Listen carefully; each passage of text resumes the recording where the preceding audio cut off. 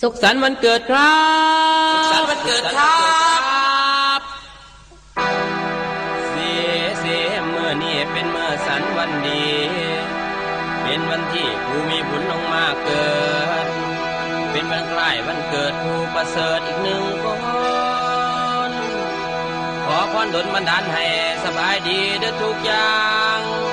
ทั้งความเจ็บอย่าให้ได้ความไข้อย่าให้มีความยากจนก็อย่ามาไกลขอให้ไปเด้อไกลห่างอีกทั้งความโชคร้ายอย่ามาได้ละไกลเคียงอย่าได้มาใกล้เคียงโอ้โอ้โอ้โอ้โอ้ละนา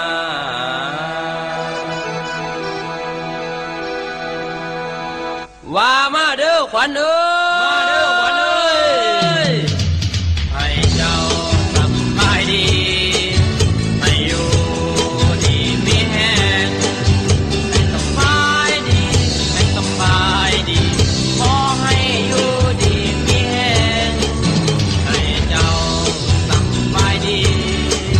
ให้อยู่ดีมีแห้งให้สบายดีให้สบายดีขอให้อยู่ดีมีแห้งให้เจ้าสบายดีให้อยู่ดีมีแห้งให้สบายดีให้สบายดีขอให้มีความสุขความเจริญมีแต่ความร่ำรวยเงินทองไหลมาเทมาเด้อครับเด้อให้อยู่ดี